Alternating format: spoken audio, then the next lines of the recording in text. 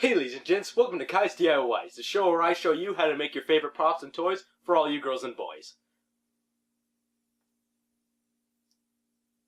Best intro I've ever made.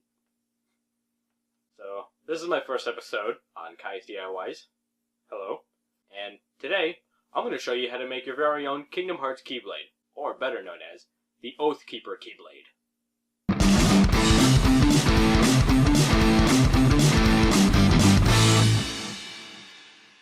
Now honestly, I know nothing about Kingdom Hearts because I'm not a Disney fan, but I know that this Keyblade is going to be very complicated and very fun to build. So let's get to it. Here's all the supplies you'll need for this project.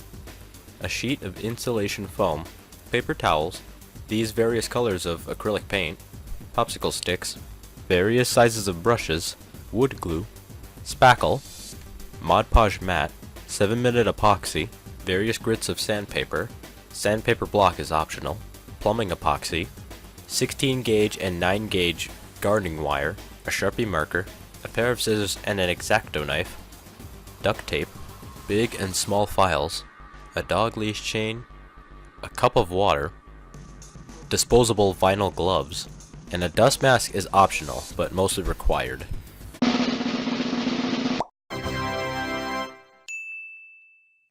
My plan was to first make a stencil to trace out onto the insulation foam.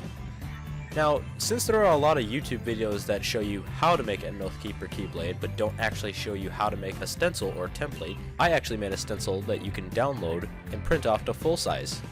Overall, the entire Keyblade is 38 inches tall, and all the measurements are listed on this picture, which will also be in the description.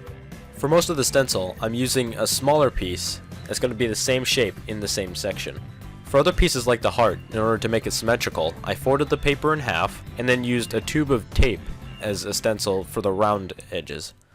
Once I had my smaller templates cut out, I taped 2 pieces of poster board together and then taped the backs of the handle template onto the poster board. And then once I did that, I used my ruler to make the 2 arms and then traced the top of the Keyblade on it. Once I had my stencil cut out, I taped it onto a piece of insulation foam and then used my Sharpie to trace out the Keyblade, and then cut the Keyblade out with my bandsaw.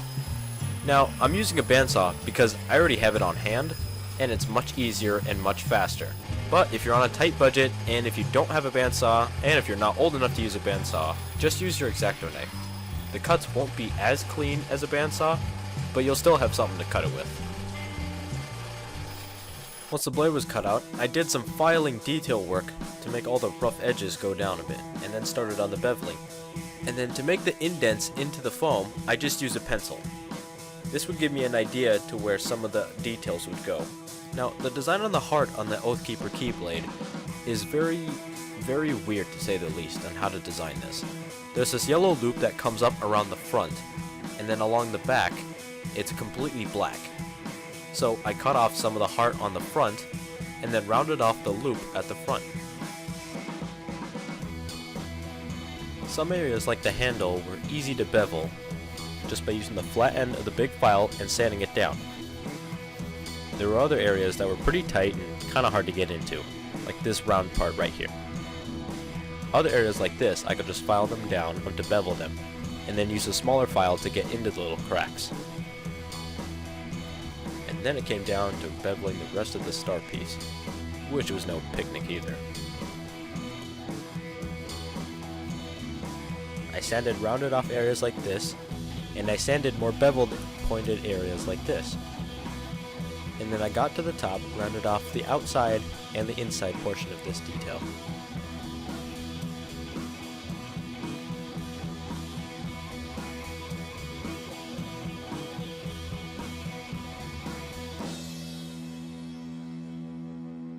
And then I used the knife to cut bevels into areas such as this.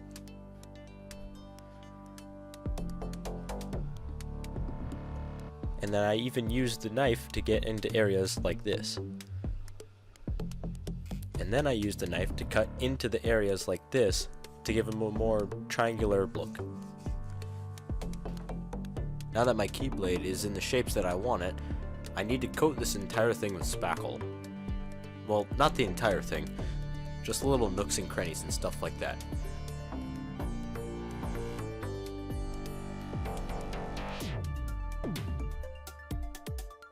Now, in order to prevent this thing from flopping around like a fish and breaking, I need to stiffen this thing with some 9-gauge wire. Now, listen up, here is where the big important part is. You need to be very careful cutting a channel into the back of this Keyblade. If you get crazy and cut through the other side, or cut anything of importance off this thing, you will cry. And now that I think about it with a new perspective, I probably could have cut the channel and then sanded it after I put the rod in. So just a heads up for you guys to know about that. But I was too far into the project to back down. Once I had the wire in the funky looking shape that I needed, I test fitted it to make sure it would fit in the hole flat. Then I squirted out some 7-minute epoxy and epoxied the wire into the Keyblade.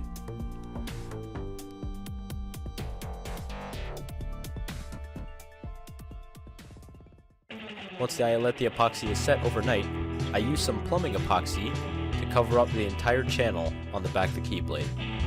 The way how plumbing epoxy works is that you break off a piece, it's in a tube and has 2 different colors. Once you mix these 2 together, you have a certain amount of time to work with it, and just line it inside of the channel. Once I was done with that, I shaved off some extra high points of the plumber's epoxy with my X-Acto knife and sanded the rough areas down. Once that was done, I used some spackle and covered over the entire channel of plumber's epoxy. Then I finished up by using some spackle on the rest of the areas. Once the spackle's all set up, I can sand all the rough edges and high points, bevel out any extra areas I needed, and smoothen things out.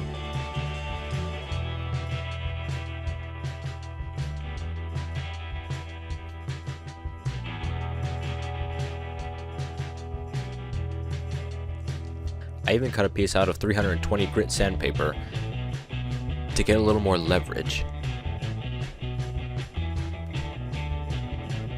I used my triangular file to get areas like this. Now it was time to coat the entire thing in Mod Podge. With a paintbrush, I painted on 2 layers of Mod Podge matte, and I also used the wood glue on some of the thin areas, like the pointed sections. Then I needed to work on the star accent on the bottom. First I used some extra insulation foam and cut it in half. And I made another stencil which will also be in the description. Then once I did that, I sanded down everything to make it smooth. Then with my triangular file, I made little lines into the star.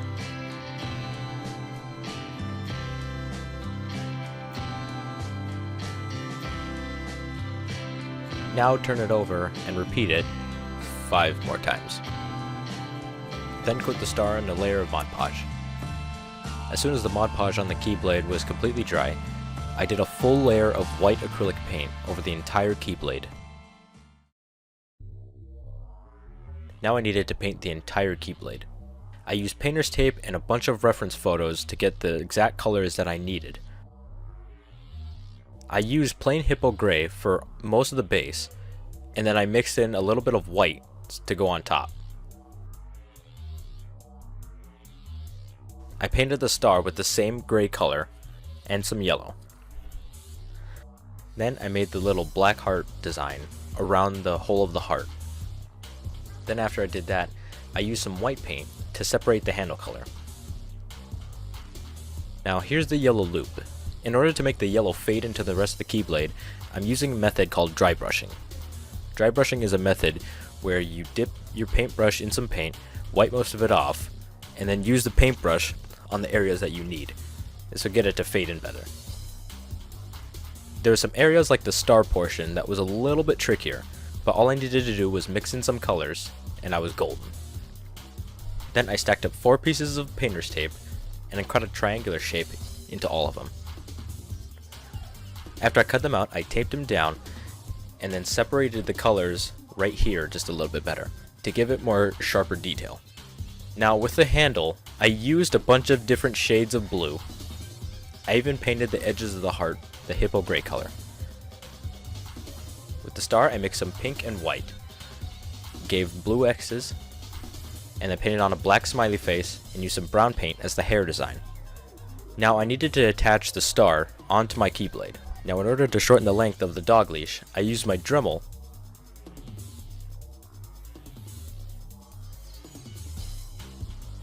Then once I did that, I took some 16 gauge wire and made a little loop to attach the dog leash chain to the star.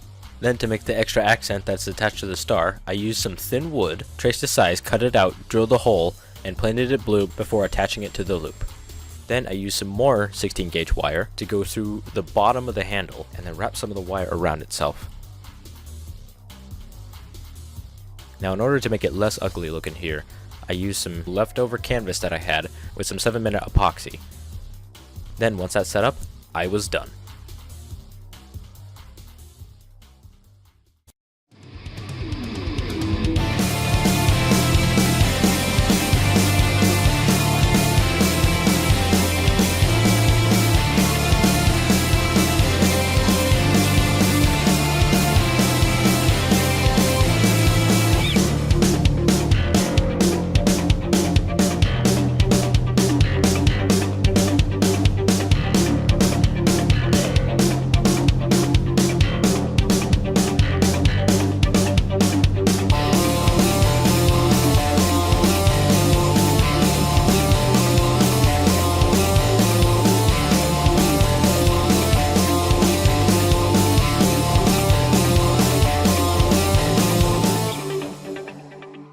And there you go, your very own Kingdom Hearts Oathkeeper Keyblade.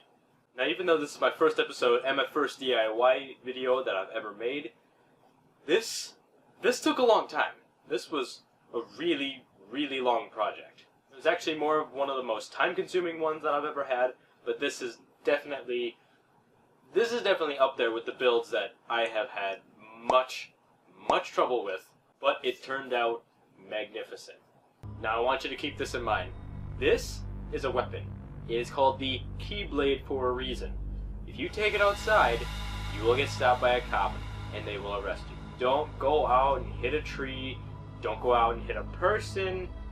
Don't go out and hit any animals, because you will get into trouble. This is called the Keyblade for a reason. I'm just joking. Don't even worry about it. Most people don't even know what it's going to be. And with this technique, you can make any of the Keyblades that you've seen in the game. And with the help of this video, you can make the same Keyblade, or you can make one of your own Keyblades. And I would like to thank each and every one of you who's watching this video. Thank you for watching. Give this video a like, subscribe, and put a comment down below telling me what you thought of this video and what other props you would like to see me do. And also share this video around all on your social media, everything. Facebook, Twitter, Snapchat, whatever else you got. It's all very appreciated. And I'll see you guys with a new video at some point. I have no idea what I'm going to do for the next video. So, goodbye!